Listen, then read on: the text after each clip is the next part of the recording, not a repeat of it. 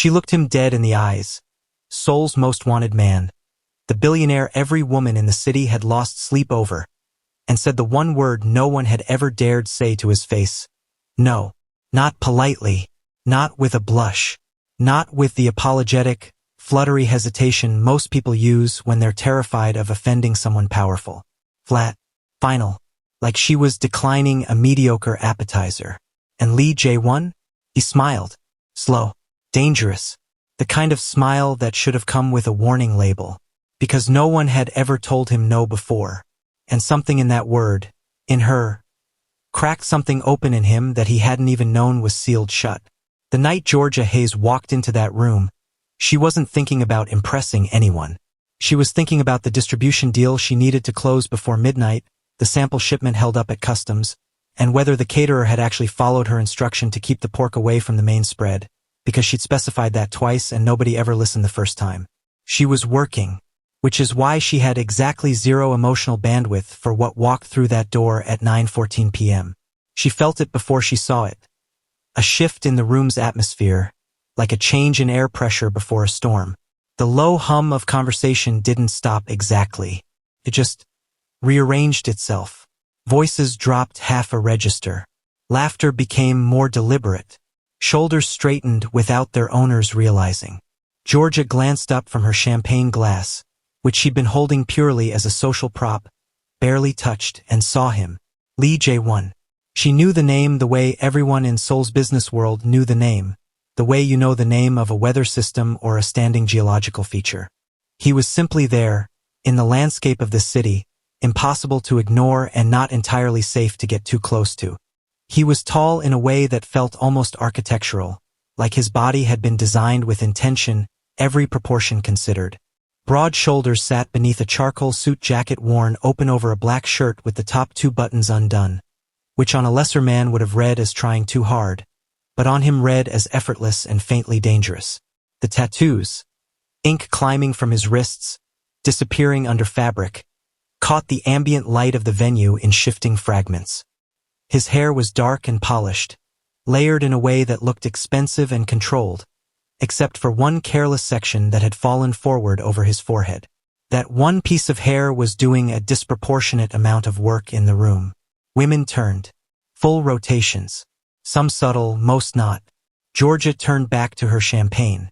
Her best friend and self-appointed life commentator, Celestine Park, materialized at her elbow the way she always did, suddenly at full volume with strong opinions already loaded. Georgia Renee Hayes, Celestine breathed. Her voice hushed in the way people get when they're looking at something that doesn't feel entirely real. Do you see what just walked into this building? I see a man in a suit, Georgia said. That is not just a man in a suit.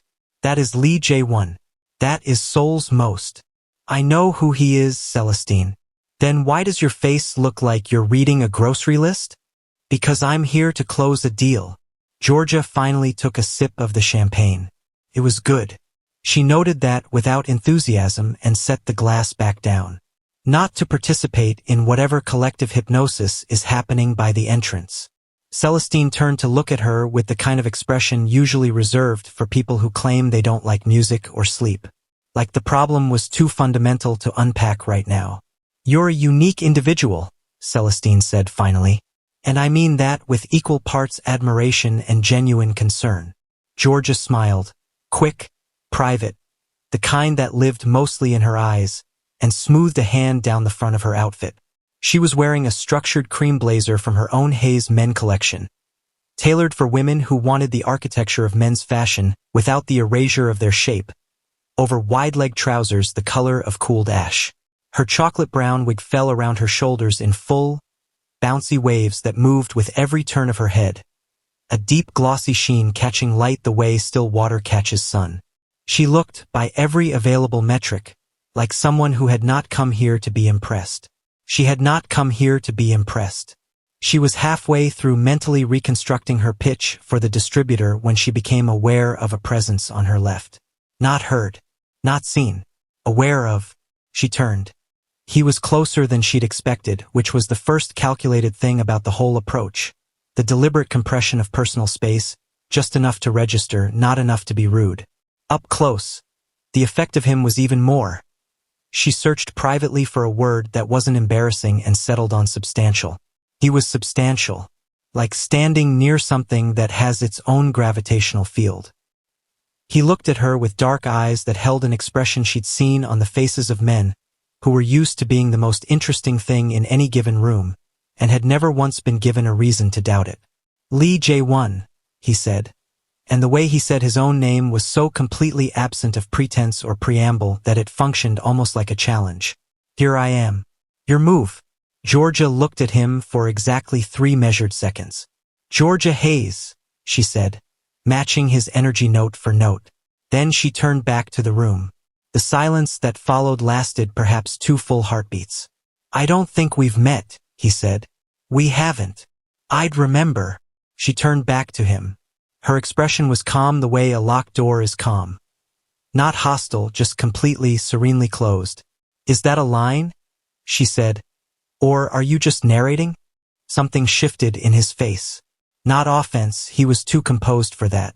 More like the sensation of reaching for a railing that wasn't there. I was going to offer to get you a drink, he said. I have one. I noticed it's been full for 20 minutes. She regarded him. You've been watching my drink for 20 minutes. I've been watching you for 20 minutes, he said. And he said it the way men say things when they know the honesty of it will land like a slow burn compliment, wrapped in enough confidence that it can't be called desperate. Georgia smiled at him. It was a polite smile, professionally warm smile, the smile of a woman closing a chapter. That's flattering, she said. Genuinely. But I'm working tonight, and I'm not interested. She picked up her champagne glass, tilted it slightly in a gesture that was both acknowledgement and farewell, and said, Enjoy your evening, with the clean finality of someone turning off a light, and then she walked away, not quickly, not with the self-conscious energy of someone retreating. She walked the way she always walked, like the floor existed specifically to be walked on, and she was simply doing it the courtesy. Across the room, she found the distributor, extended her hand, smiled the real smile this time, warm, expansive, full of the particular brightness she reserved for people she was genuinely trying to reach, and began her pitch. Behind her, she did not look back. She didn't need to. Lee Jae-won stood exactly where she'd left him for 4 full seconds, which was 4 seconds longer than he'd stood anywhere without moving in recent memory.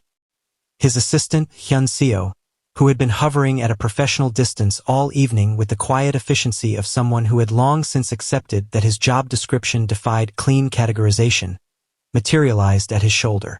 Sir, Hyun-seo said, in a tone that communicated several things simultaneously while technically communicating nothing. Don't, Jae-won said.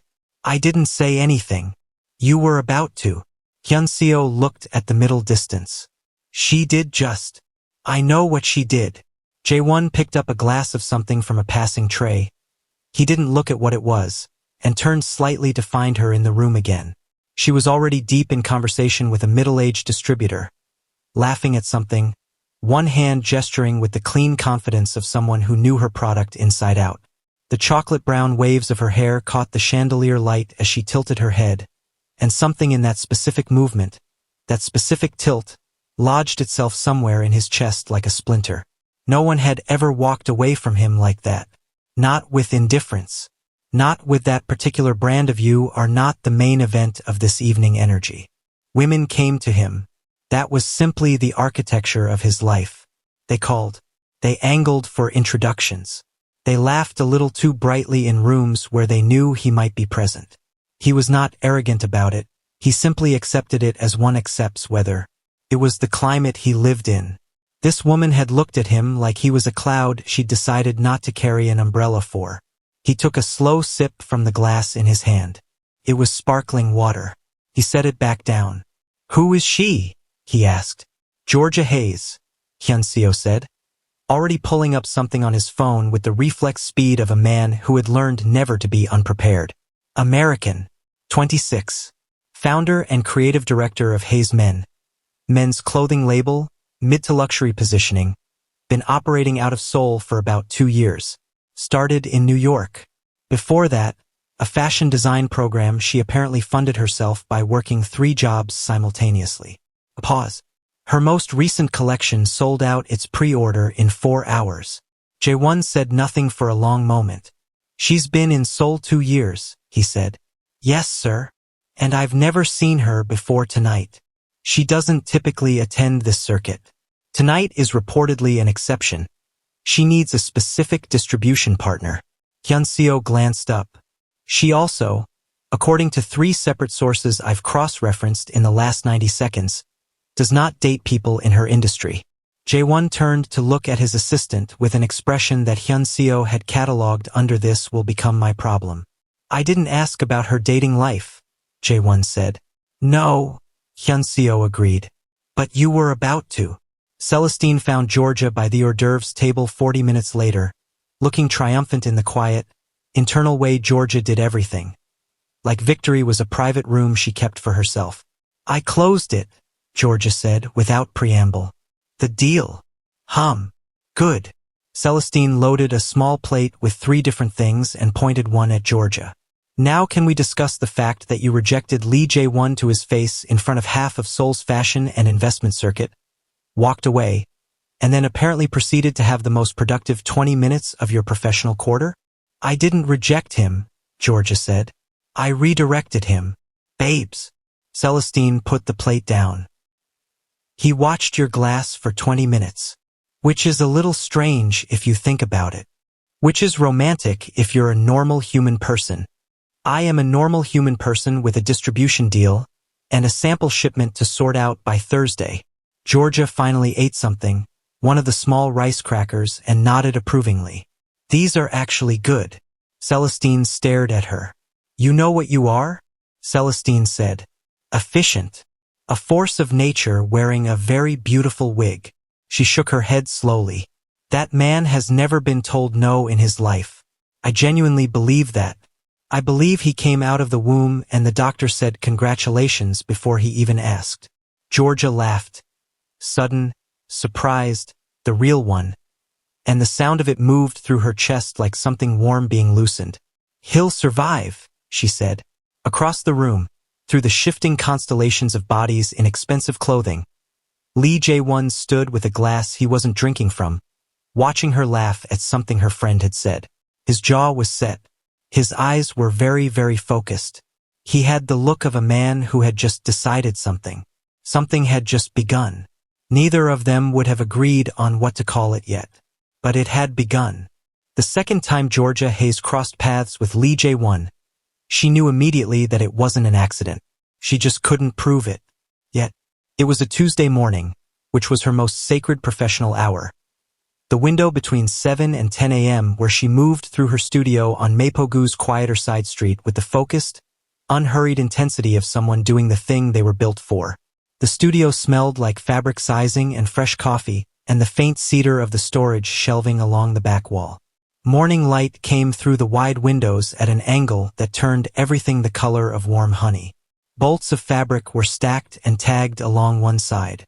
Her current collection's technical sketches were pinned to the long corkboard that ran the full length of the eastern wall, charcoal lines, color swatches, measurement notations in her own cramped, decisive handwriting. She was standing at the cutting table in a slouchy rust-orange crewneck and high-waisted black trousers, her wig pinned up and away from her face in a loose topknot while she worked, when Celestine arrived with 2 coffees and the expression of someone carrying both caffeine and intelligence. There's a man outside, Celestine said. Georgia didn't look up from the fabric she was marking. There are many men outside. It's a public street. There is one specific man outside who is standing next to a matte black car that is aggressively understated for how expensive it obviously is, holding, and I need you to hear this part, flowers. Georgia's hand paused on the fabric marker for exactly half a second. Then she continued marking. Not my flowers, she said. He's looking at the studio door. People look at things. Georgia. Celestine. A beat. It's him, Celestine said. Georgia set down the marker, straightened, and rolled her shoulders back with the composure of someone deciding how to lift something heavy. Then she walked to the window and looked. It was him. Lee Jae-won was standing on the pavement outside her studio with the casual, unapologetic confidence of a man who had decided that public space was simply wherever he chose to be standing. He was in dark trousers and a fitted navy jacket, no tie, collar open, looking like he'd arrived from somewhere important and was about to go somewhere more important, and had simply decided to be here in between. In his left hand, held with the same careless ease with which he seemed to hold most things, was a bunch of flowers. Deep amber ranunculus and pale ivory stems, wrapped in brown paper, bound with simple twine. Not a florist's elaborate arrangement. Something that had been selected with more thought than spectacle. Georgia stared at the flowers for a moment longer than she intended to. Then she put her marker back in its tray, smoothed her crew neck and walked to the door. She opened it. He turned. The half-smile arrived first. That slow, unhurried thing that moved across his face like he had all the time in the world and knew it. "You knew I'd be here," she said. "Not a question. You're always here on Tuesday mornings," he said. "You arrive at 7:03. You order coffee at 8:15 from the place 2 doors down. Oat milk, no sugar, whatever seasonal flavor they have. You don't take meetings before 10. He paused. "Your assistant posts your studio hours on the Hayes Men website." Georgia leaned her shoulder against the doorframe, crossed her arms, and looked at him with the same measured, unreadable patience she used in boardrooms where men underestimated her. "So you researched me," she said. "I paid attention," he corrected, "to information that was publicly available. To you." She let the silence sit there for a moment. Not uncomfortable, just deliberate. Then she looked at the flowers. "I'm not going to take those," she said. "They're not a transaction," he said. "They're just flowers." "Nothing from you is just anything," she said. "That's the problem with men like you. Everything is a move." He tilted his head slightly. Something behind his eyes shifted. Not offended, not deflated, more like a recalibration. Like he was genuinely thinking about what she'd said rather than constructing a counter. "What if I told you," he said slowly, "that I've never had to make moves before, that this is actually a pause?" Something almost vulnerable flickered across his face, just for a second, before the composure closed back over it like water over a stone. New territory. Georgia studied him. She had a very good internal system for detecting performance. She'd built it over years of being underestimated and overcharmed in equal measure. It was calibrated and reliable. It was, right now, returning slightly complicated results. "You've never had to try," she said. "No. And you want me to find that charming?" "I want you to find it honest," he said. Another silence. Longer this time. Then something moved in George's expression. Not a crack, nothing so dramatic. More like a seam. The smallest acknowledgement that this man was sharper and less predictable than his reputation had suggested. She reached out and took the flowers. Not warmly, with the brisk efficiency of someone accepting a package. But she took them. "You have 5 minutes," she said, stepping back from the doorway. Not quite an invitation. Provisional clearance. He walked in. Inside the studio, J1 moved the way people move when they're trying very hard not to look like they're absorbing everything, which meant he was absorbing everything. His eyes tracked the corkboard, the stacked fabric, the sketches, the precise organized chaos of a creative mind that knew exactly where everything was even when it looked scattered. Celestine, who had positioned herself behind the pattern table with a coffee and zero intention of leaving, watched him with the focused attention of a wildlife documentarian. He stopped in front of the corkboard. "This is the new collection?" he asked. The one that sold out pre-order in 4 hours." Georgia set the flowers on the edge of the cutting table and returned to her work. "You did your research. I told you. I paid attention." He turned from the board and looked at her directly. The directness was one of his more disarming qualities. Most powerful people looked slightly past you, at the space where their next interest was forming. He looked at you fully like you were the most relevant thing in the current landscape. "Your work is exceptional." "I know," she said without inflection.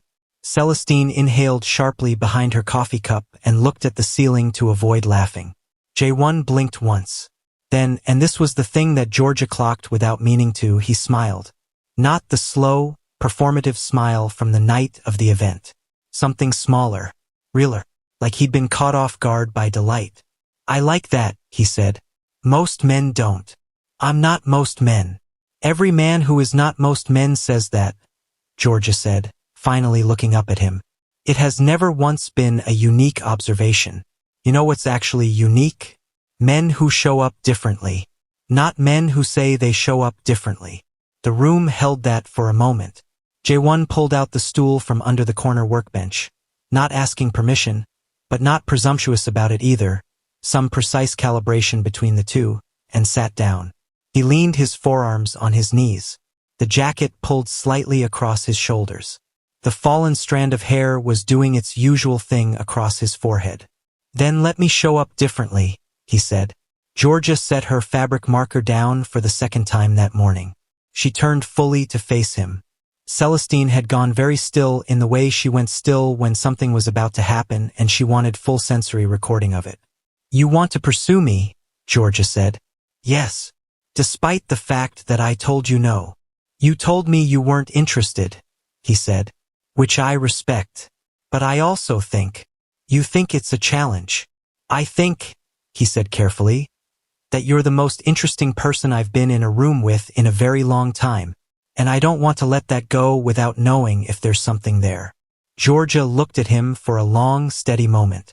Then she did something he hadn't predicted. She laughed. Not the polite, defusing kind. A real laugh, short, incredulous, the kind that escapes before you've decided whether to release it. Okay, she said. He blinked. Okay. You want a chance? She tilted her head, and that movement, the one he'd catalogued at the event without meaning to, arrived again, and something in his chest registered it the same way it had the first time, like a note struck on an instrument he hadn't known he was carrying. I'll give you one. Exactly 4 weeks. Starting now. She held up 4 fingers. If you can make me fall for you in 4 weeks, genuinely actually fall, not perform falling, then fine. You win. He stared at her. And if you can't, she continued, calm as a prepared statement, you leave me alone. Completely. No follow-ups. No flowers on a Tuesday. No showing up at my door with that face. With what face? That face, she said, gesturing vaguely at all of him. Celestine made a sound behind her coffee cup that she converted, barely, into a cough. Jae-won held George's gaze. Something was moving behind his eyes, not calculation, not the automatic confidence of a man who didn't know how to lose.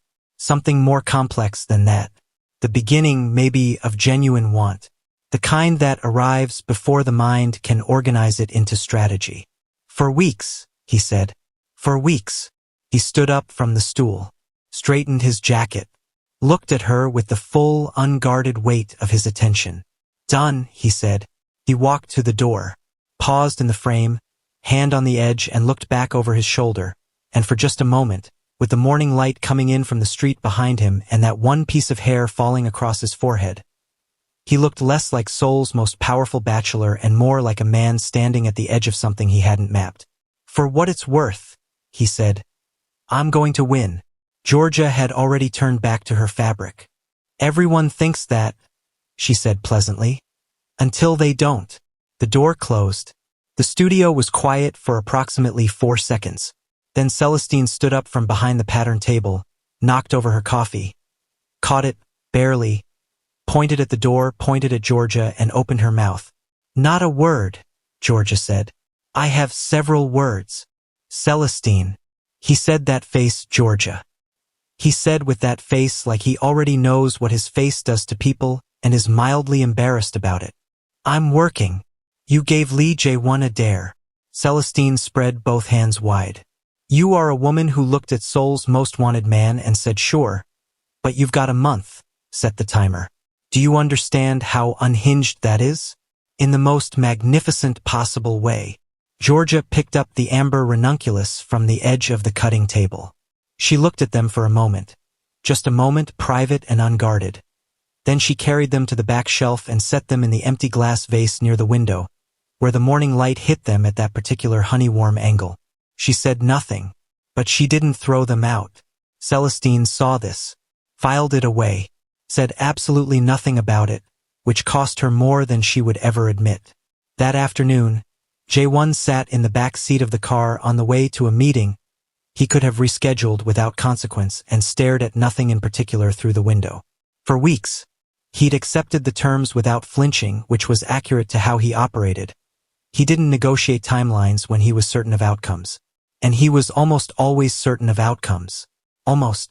He turned the variable over in his mind the way you turn a coin.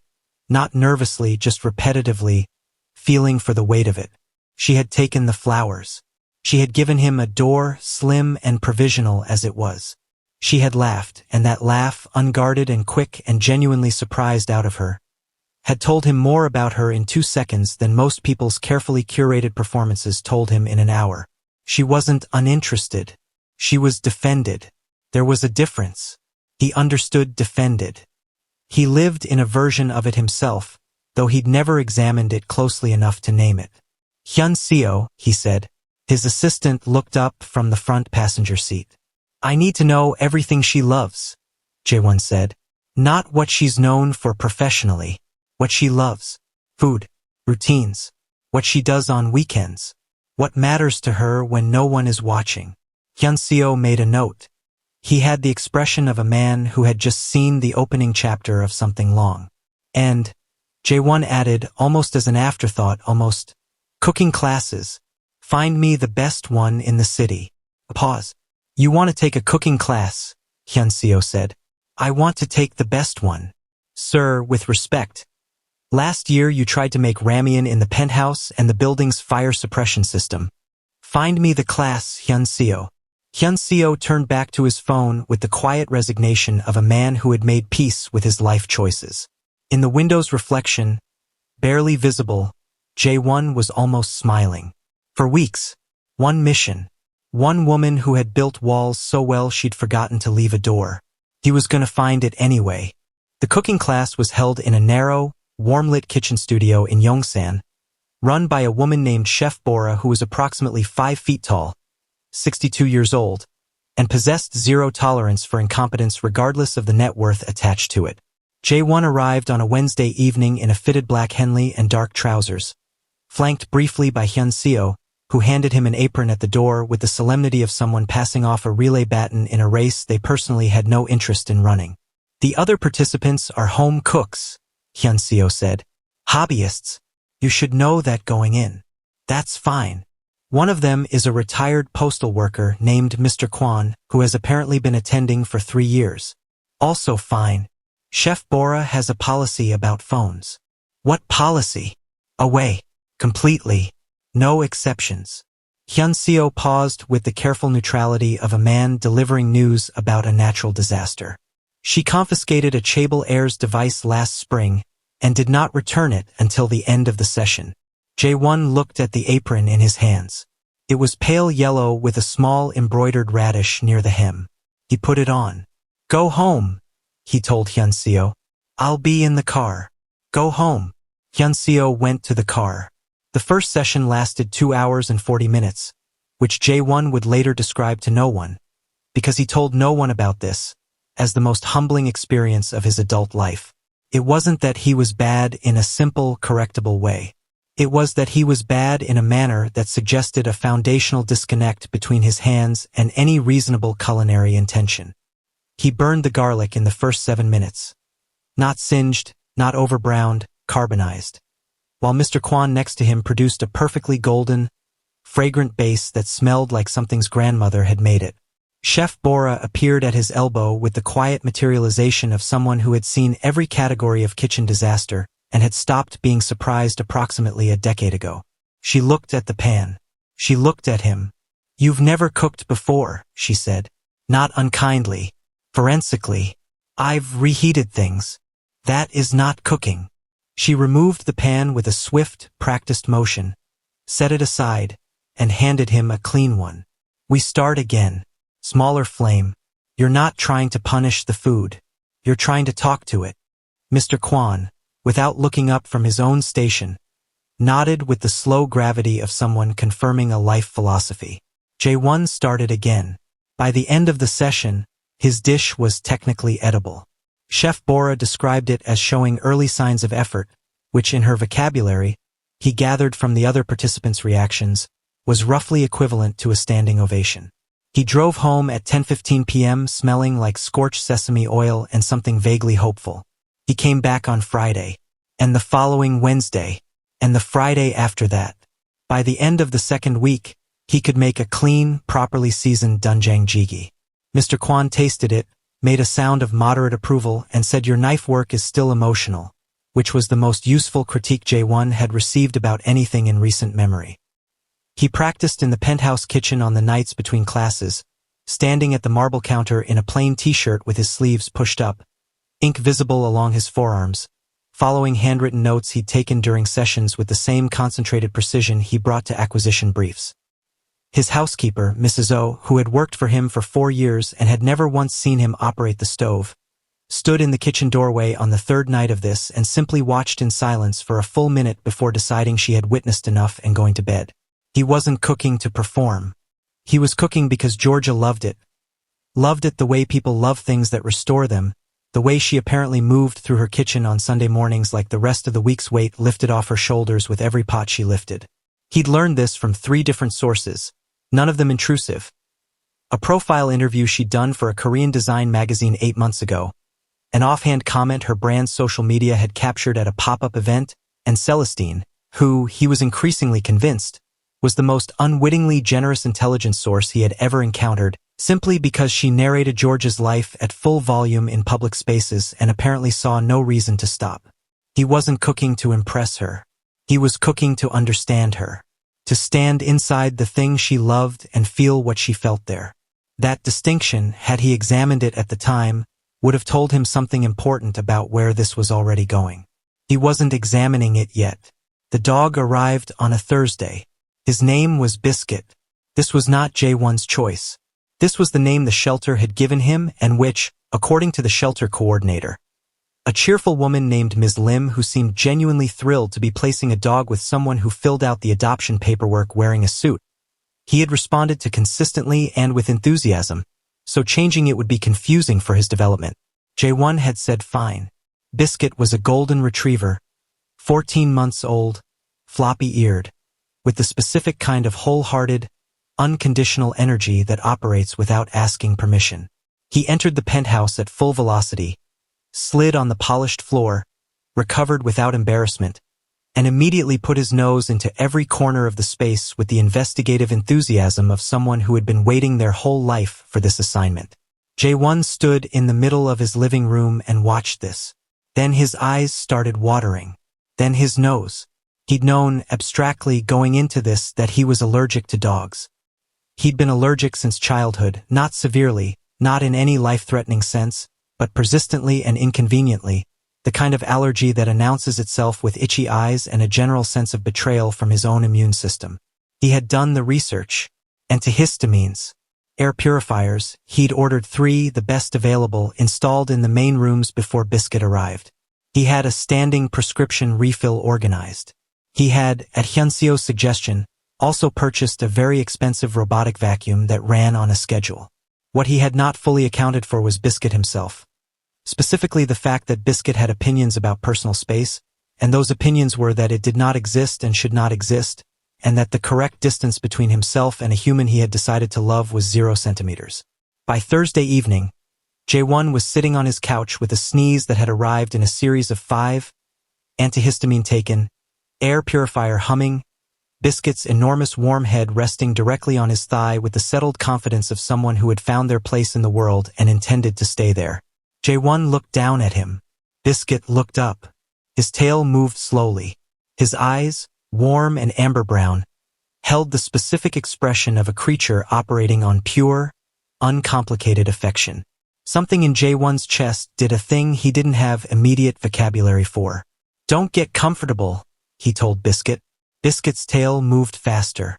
Jae-won reached down, slowly, like a man making a concession he hadn't fully approved, and scratched behind one floppy ear. He texted Hyunseo at 9 p.m. "Order more antihistamines.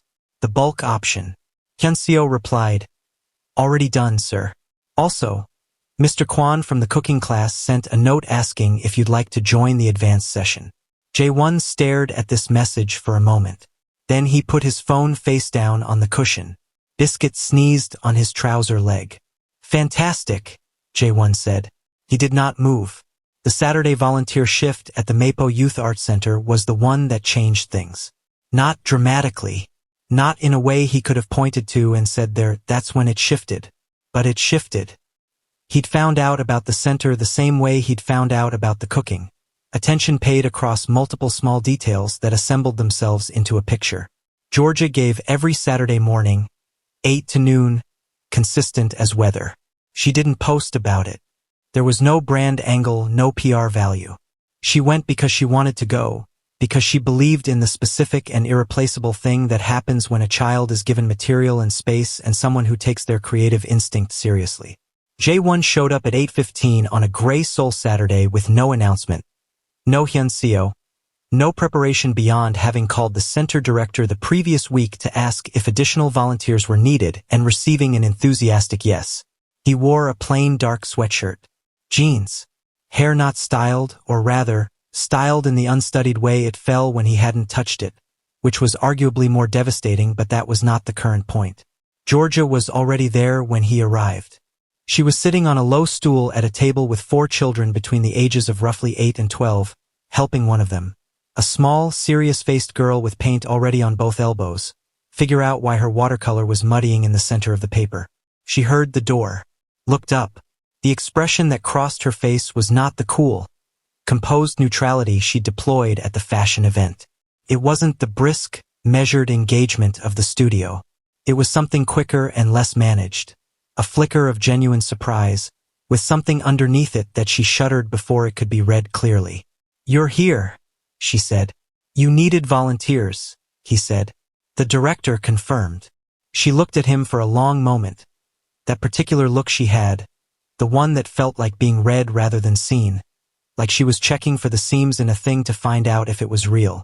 Then she nodded once and pointed to the table at the far end, where a boy of about 10 was staring at a blank canvas with the expression of someone facing down a personal enemy. "His name is Taeyong," she said.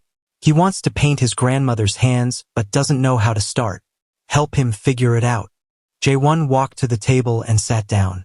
He had no formal art knowledge. He told Taeyong this immediately, which made the boy look at him with renewed interest, the way children respond to adults who don't perform competence they don't have. "Then how do we do it?" Taeyong asked. "I don't know yet," Jae-won said. "Let's figure it out." They spent 40 minutes on it, starting with Taeyong describing his grandmother's hands in words, which Jae-won listened to with the full, undivided weight of his attention, asking questions, drawing out detail. "What do they feel like when she holds yours? Where are the lines deepest? What color is her skin in the kitchen light?" By the time they moved to the canvas, Taeyong had so much to work from that the painting began almost by itself. At one point Georgia passed behind them and slowed down. She looked at the canvas, looked at Jae-won, who was leaning forward on his forearms pointing at something on the page and talking to Taeyong in a low, even voice. She didn't say anything, but she slowed down, and she didn't look away for a few seconds longer than necessary. Soul lovers, if you're loving this story, kindly hit the like button and share with someone who loves a rivals to lover story, and if you're new to the channel, hit that subscribe button and turn on notifications so you don't miss when the next incredible story drops. And tell me in the comments, what country are you watching from and what time is it where you are? I love hearing from you all. Now back to the story. On the way out at noon, walking through the light that had shifted from gray to the particular pale gold of a Seoul winter morning making its best effort, Georgia fell into step beside him on the pavement without quite meaning to. "You didn't tell anyone you were coming," she said. "No. No cameras. No post. Nothing. That's not why I came." She was quiet for half a block. Their breath made small clouds in the cold air. Biscuit, who Jae-won had left at the penthouse today, partly because he was still negotiating their relationship, and partly because bringing a dog to a children's arts center felt like showing your whole hand, was probably currently destroying something expensive. "Taeyong's painting was good," she said. "It was his," Jae-won said. "I just asked questions." Georgia looked sideways at him. "Just briefly. That," she said, "is actually the whole job. She peeled off at the corner. Her studio was 3 blocks east. She had afternoon work. She had always had afternoon work. And he watched her go, the chocolate-brown waves moving against the back of her coat with every step, unhurried, fully herself. Something in his chest was doing that thing again. He took an antihistamine, though Biscuit wasn't nearby, which suggested the allergy had expanded its territory somewhat. He walked back to the car. He had 2.5 weeks left. For the first time since accepting the terms of a dare, he'd been certain he would win with ease. He felt something that wasn't certainty. Something that was considerably more interesting than certainty. Something that felt, if he was being precise about it, and he was always precise, uncomfortably close to stakes. He'd arrived in her life as a challenge. He was starting, quietly, without permission, to become something else entirely. The first sign was the playlist. Georgia noticed it on a Monday evening, 11 days into the 4 weeks, when she was in her studio after hours doing the kind of work that only happens when the rest of the world has gone home. The quiet, unhurried kind, where the decisions come cleaner and the creative instinct moves without interference. She was repinning a revised sketch to the corkboard when her phone buzzed on the cutting table. Not a call. A share notification. A playlist, sent from a number she'd saved under Lee J1. Do not be charmed. No message attached. Just the playlist. She stared at the notification for longer than she intended. Then she put the phone face down and finished pinning the sketch. Then she picked the phone back up. The playlist was called for when you're working late. It had 41 songs. She scrolled through them slowly, her expression doing something complicated in the empty studio. Old school R&B she hadn't heard since college, Sod, Music Soul Child, and Erykah Badu deep cut she was almost certain had never appeared on any algorithm's recommendation. Interspersed between them, unhurried and intentional, Korean indie tracks she didn't recognize but which turned out, when she pressed play on the first one, to have the same warm, introspective quality as everything else he'd selected.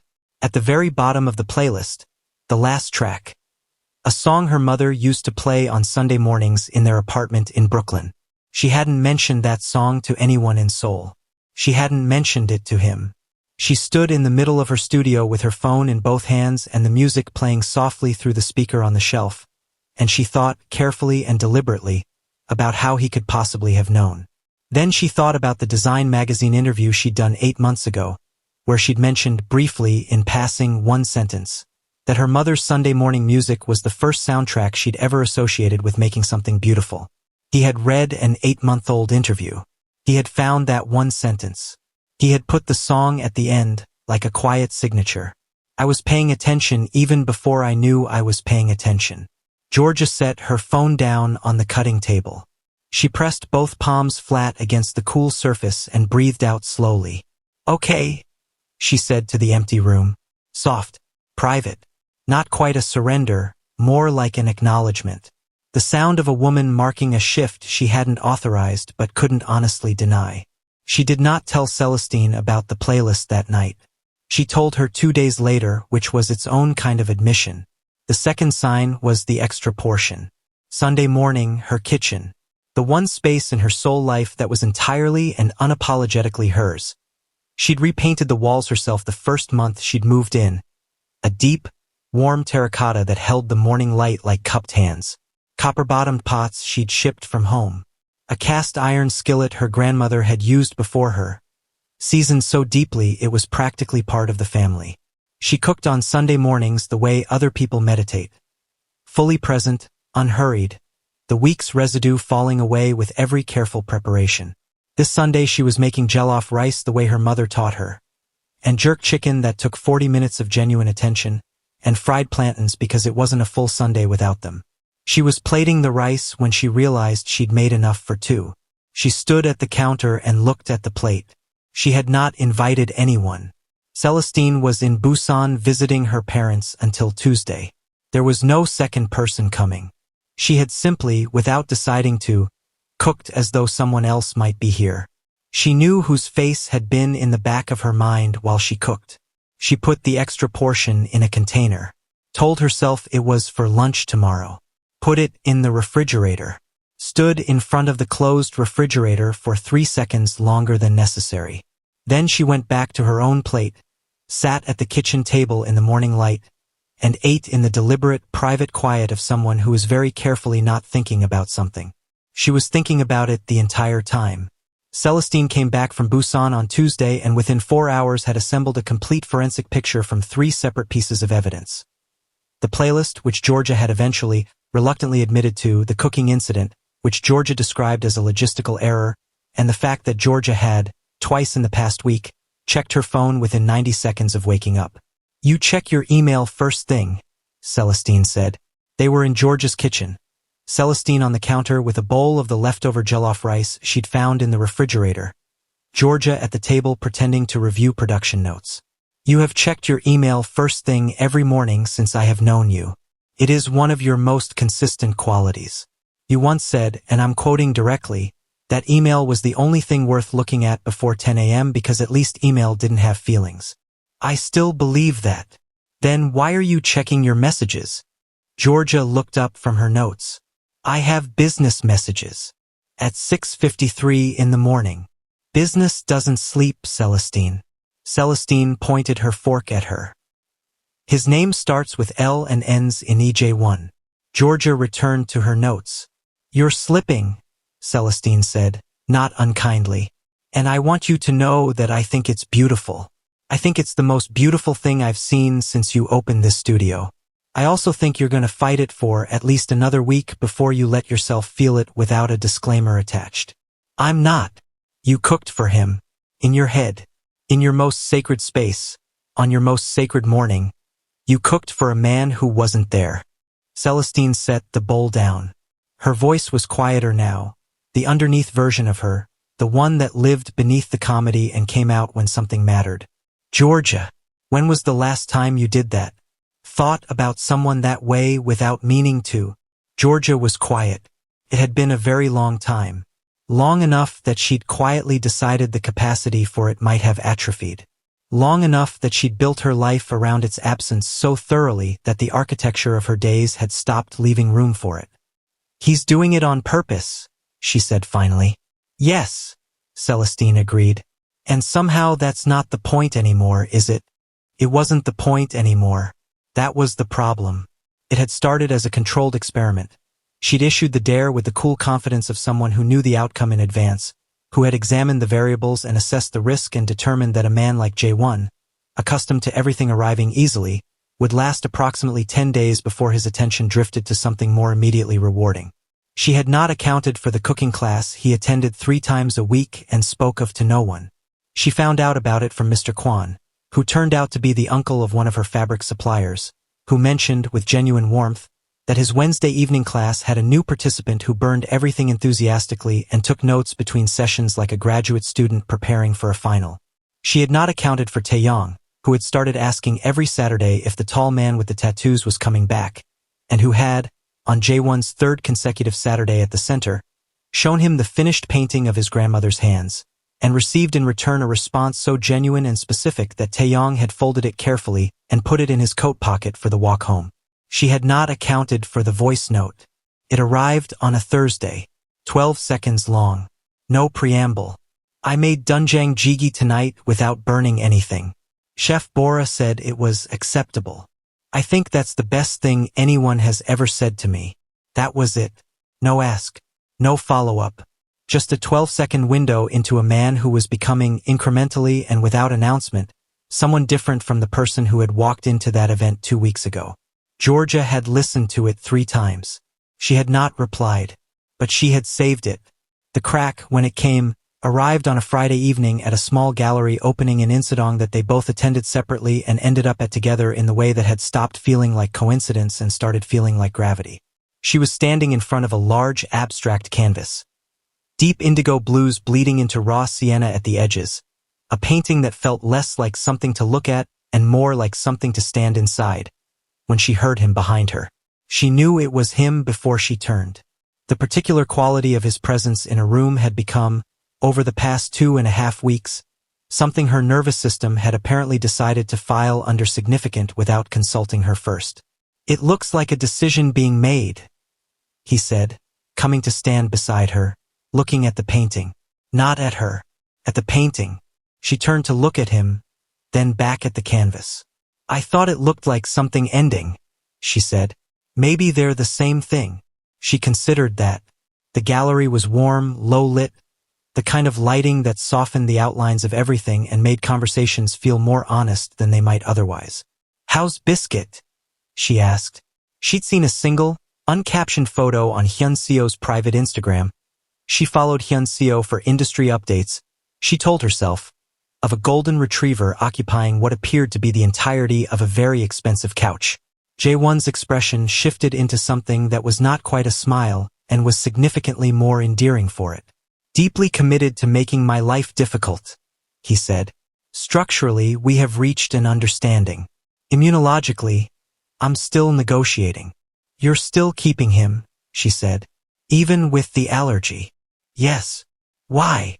He turned to look at her then. Directly. The full weight of it. "Because he matters to you. And things that matter to you have started to matter to me." The gallery hummed softly around them. Somewhere behind them a glass was set down. A conversation rose and subsided.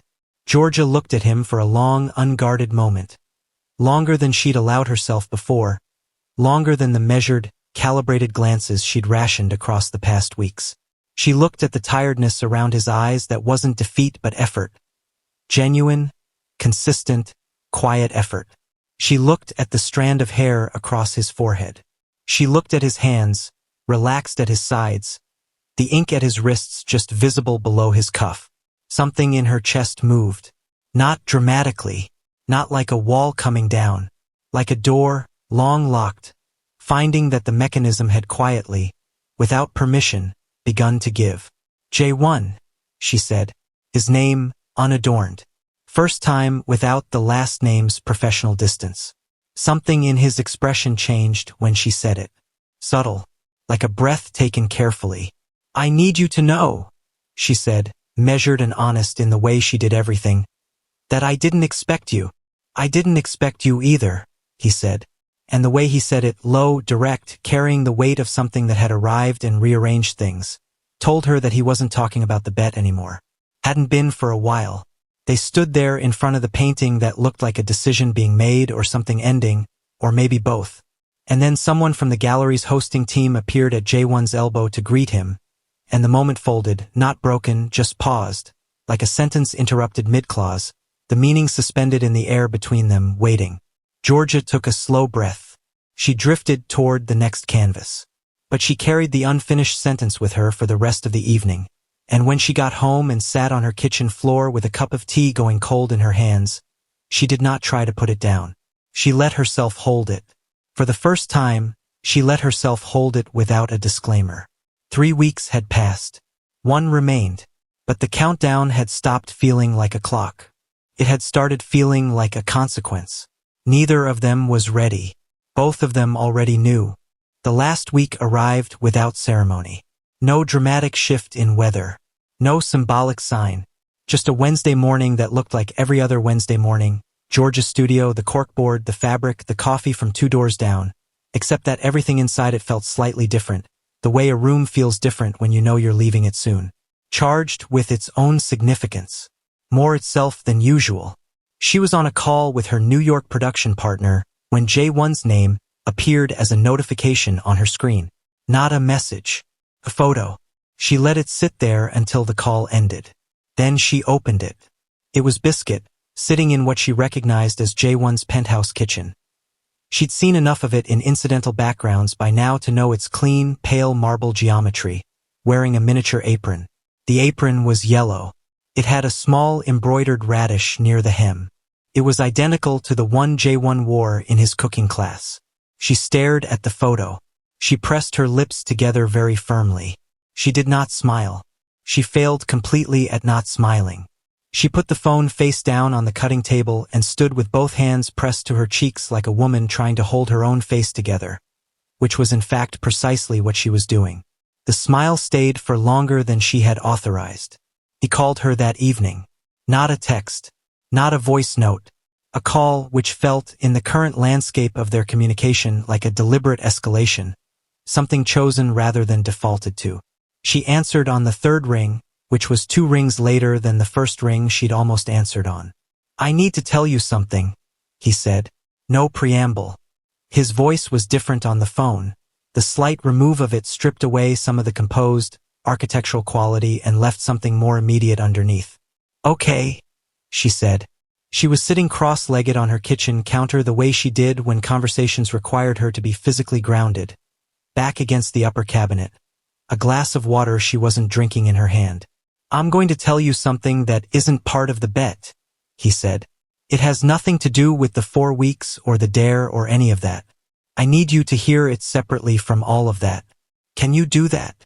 Her hand tightened slightly around the glass. I'm listening. I was at a dinner 2 nights ago, he said. Industry thing. One of the investors there mentioned your label, mentioned it as a case study for independent brand scaling in the Korean market. He was using it as a positive example, something he was going to reference in a panel discussion. A pause. 3 other people at the table hadn't heard of Hayes Men. By the time I was done talking, they had. Georgia was quiet. I didn't do it strategically, he said. I didn't do it to impress you or to earn something. I did it because someone was talking about your work and not saying nearly enough, and I apparently, a beat like he was choosing the next words carefully, have a lot of feelings about that. The kitchen was very quiet around her. Outside, Seoul moved through its evening, indifferent and continuous. Inside, something in Georgia's chest was doing something she had stopped trying to name and simply started allowing. You advocated for my brand, she said, to investors, without telling me. Yes. Why are you telling me now? Because I don't want anything between us that isn't honest, he said, including the things I do when you're not watching. She set the water glass down very carefully on the counter beside her. J1, she said. I know, he said quietly, like he already knew what she was feeling, like he'd felt it arrive in his own chest first and had been waiting for it to reach her. They stayed on the line in silence for a moment. Not empty silence, but the kind that's full of everything that words would only approximate. I'll see you Saturday, she said finally. Saturday, he agreed. She ended the call, sat on her counter in the quiet kitchen with the terracotta walls holding the low evening light. Thought about walls, about what it actually takes to build them, all the accumulated decisions, the small daily choices to stay defended, the practiced art of needing no one enough to be safe. Thought about what it takes to make someone want to come out from behind them. Not force, not performance, just attention. Consistent, patient, specific attention. The kind that says I see you, not the version you present. You. She got down from the counter, washed the glass, went to bed, lay awake for a while, did not mind. Saturday arrived cold and bright. The sky over Seoul stretched thin and pale as paper, winter doing its most photogenic work. Georgia got to the art center at 8, same as always. Set up the supply tables. Said good morning to the director, to the other volunteers, to the children who arrived in coats and hats and the particular Saturday morning energy of kids who had chosen to be somewhere rather than been required to be. J1 arrived at 8:15. He was carrying 2 coffees, 1 oat milk, no sugar, seasonal flavor, from the place 2 doors down from her studio. He handed hers over without comment, without the small theater of making sure she noticed the gesture. Just handed it to her the way you hand something to someone whose preferences you know as well as your own. She took it. Their fingers didn't touch. Almost. She went to her table. He went to Taeyang's, which had become, over the past weeks, simply his table. The corner spot with the natural light where Taeyang and 2 other children who had migrated toward the calm consistency of his presence now worked every Saturday morning. Georgia spent the first 40 minutes helping a group of girls with a collage project, but she was aware of him across the room the way you're aware of a fire in your peripheral vision. Not distracted, just perpetually oriented. At one point she heard him laugh. A real one. Surprised out of him by something Taeyang said. Low and genuine and nothing like the polished social sounds she'd heard at the fashion event. It moved through the room like something warm. She looked over. He was already looking at her. Neither of them looked away immediately. After the session, walking out into the pale winter light, he didn't fall into step beside her the way he usually did. He stopped on the pavement just outside the door and turned to face her fully. The 4 weeks end tomorrow, he said. She nodded. She knew. She'd been aware of the countdown for days in the background of everything. Not dreading it, not anticipating it, more like waiting for the moment when the scaffolding came down and you could see what the building actually was. "I'm not going to ask you to call it," he said. "I'm not going to stand here and present a case or ask you to announce something." He looked at her steadily. The pale winter sun made the ink on his hands visible at his cuffs. "I just want you to know where I am, clearly, with nothing else attached to it." She waited. "I came into this thinking it was a challenge," he said. "Something to win, which is, I know how that sounds. I know what kind of man that makes me look like." A slight pause. "Not shame, honesty. The kind that costs something. But somewhere in the middle of burning garlic and learning that I apparently cannot be trusted around a cutting board without supervision. And sitting on a floor with a dog I'm allergic to who has decided I'm his person." He stopped. Looked at her in a way that was completely unguarded. No performance. No architecture.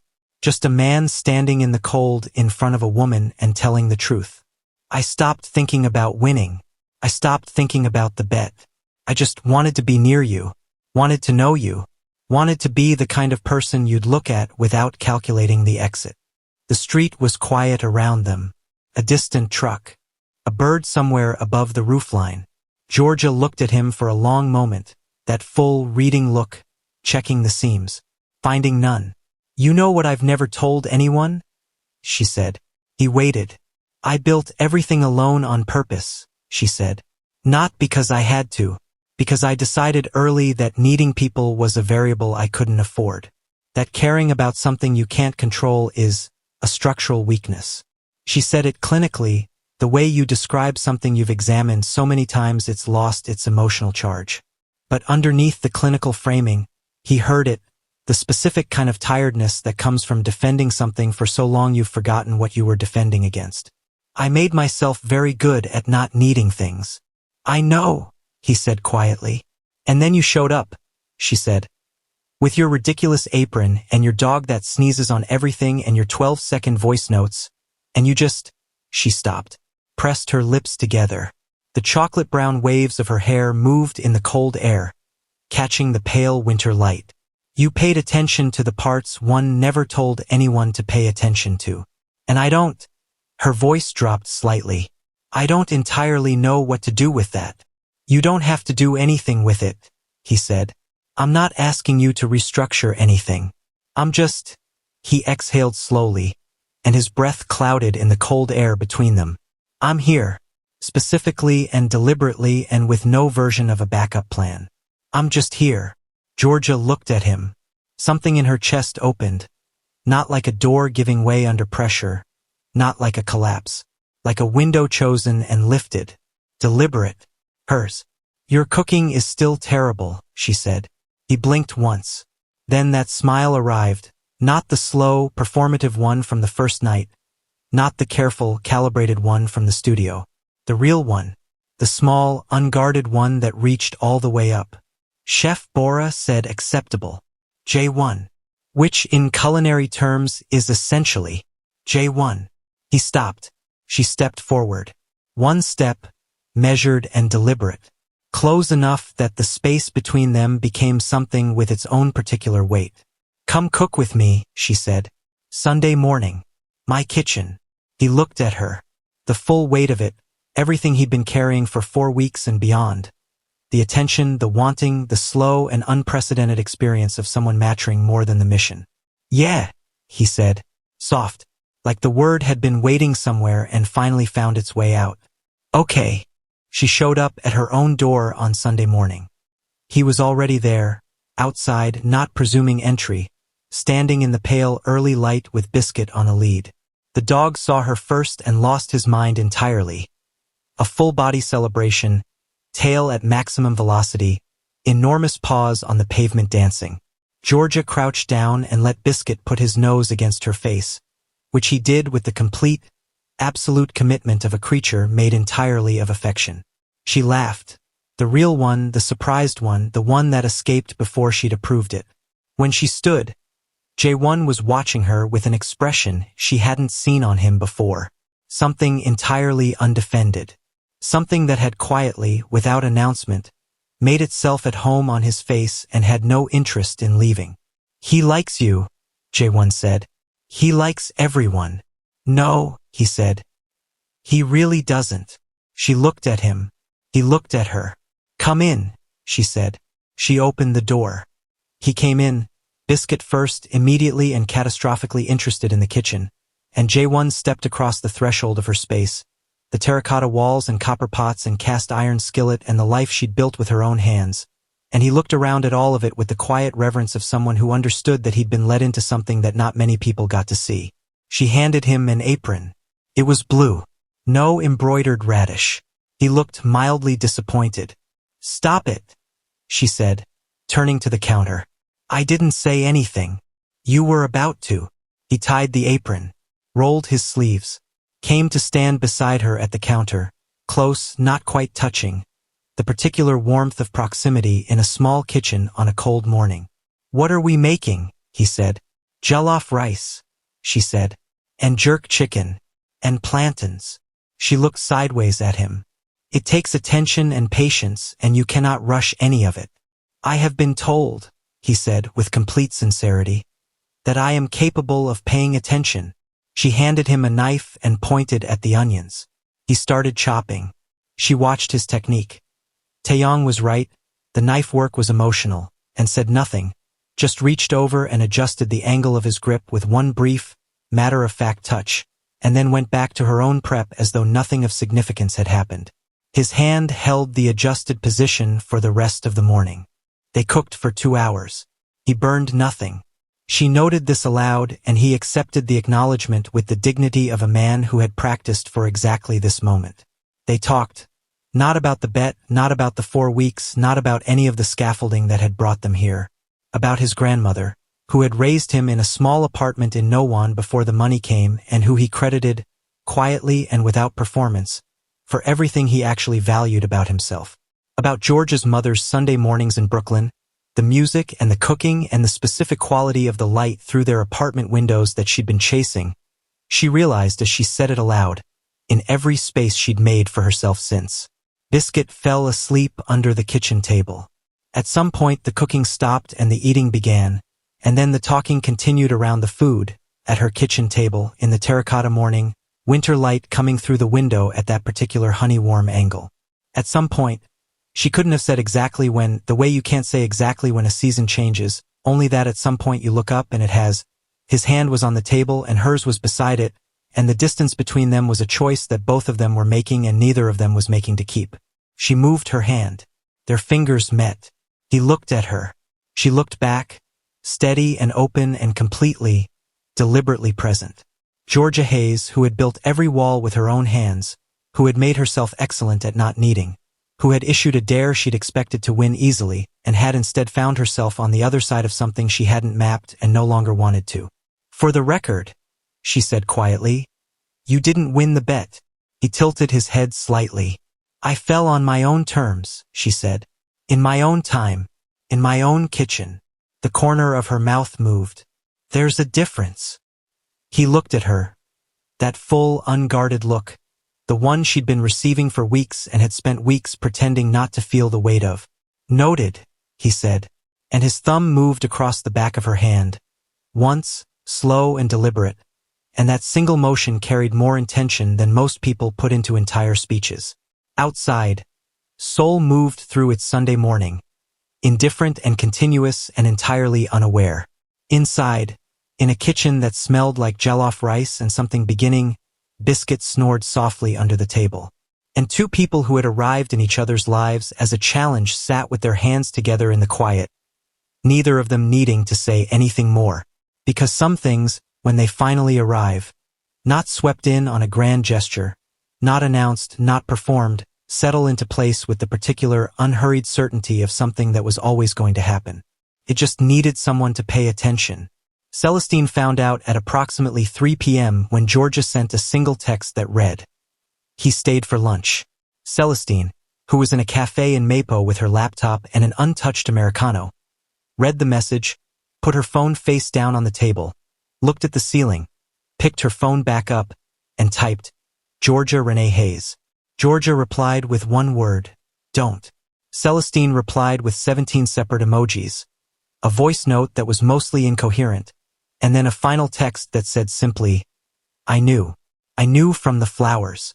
I knew from the Tuesday you didn't throw them out. I knew the whole time. Georgia didn't reply to that one, but she was smiling when she read it. And across the city, in a terracotta kitchen, with a golden retriever asleep under the table and a man washing dishes at the sink while she revised production notes at the table, and the afternoon light turned everything gold and unhurried and completely, thoroughly real. She was still smiling. If this story moved something in you, made you laugh, made you feel, subscribe right now if you haven't. Turn on notifications, because the next one is already coming and you do not want to be late. Drop your country and your local time in the comments. Every single one. Let's see how far this story has traveled tonight.